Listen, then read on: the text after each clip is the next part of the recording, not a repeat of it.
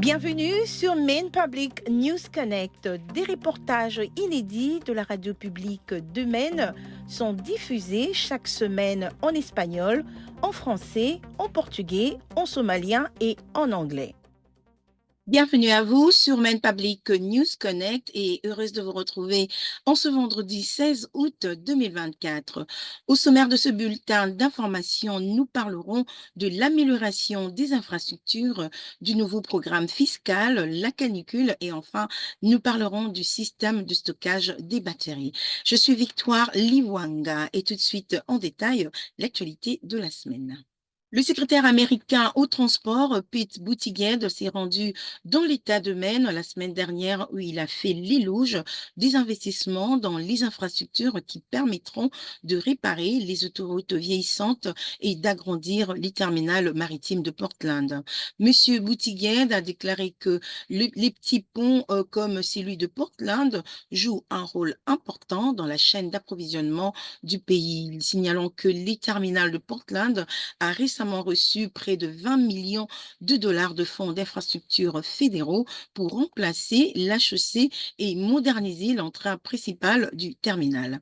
Monsieur Buttigieg a également visité des chantiers de construction près de l'autoroute 295 à Freeport et s'est rendu sur le site de l'ancienne usine des haricots de Portland. Ce site accueillera Roe Institute de Northeastern University et a récemment bénéficié d'une subvention fédérale de 25 millions de dollars pour améliorer la circulation dans les quartiers environnants. L'État de Maine a annoncé son intention d'adopter le nouveau système fédéral des déclarations d'impôts appelé Direct File, ce qui signifie fichier direct. Cet outil permet aux contribuables de déposer leurs déclarations directement auprès de Internal Revenue Service. Les contribuables de l'État de Maine pourront utiliser cet outil pour remplir leur déclaration d'impôt fédéral pendant la saison de déclaration de 2025.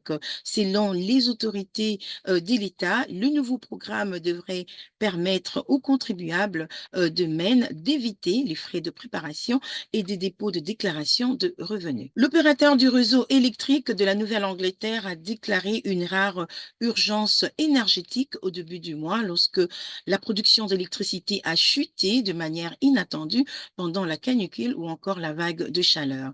ISO New England a déclaré qu'elle avait dû faire appel à des ressources électriques des réserves pendant quelques heures à la date du 1er août pour répondre à une demande d'électricité en forte hausse alors que les températures atteignaient 90 degrés dans toute la région, signalant que le 1er août, c'est la deuxième fois cet été que l'opérateur du réseau a dû déclarer une urgence énergétique. Et à la date du 18 juin, une pénurie similaire avait aussi entraîné la nécessité de recourir à des ressources de réserve. Une ancienne papeterie située dans la ville de Lincoln, dans les comtés de Penobscot, accueillera une installation de stockage de batteries à grande échelle, partiellement financée par une subvention fédérale de 147 millions de dollars. Form Energy, une société du Massachusetts à la base de ce projet de développement, affirme que la batterie sera la plus grande au monde en termes de capacité en mégawattheure. L'installation de 85 mégas prévue à Lincoln pourra alimenter plus de 60 000 foyers selon la société. Le stockage par batterie est considéré comme un moyen essentiel d'exploiter davantage d'énergie renouvelable telles que l'énergie solaire et l'éolien. Il pourrait également contribuer à réduire la dépendance de la Nouvelle-Angleterre à l'égard de centrales électriques au gaz pour la production d'électricité. C'est la fin de ce bulletin d'information pour Maine Public News Connect. Merci d'avoir été avec nous. Je vous retrouve au prochain numéro et passez un excellent week-end.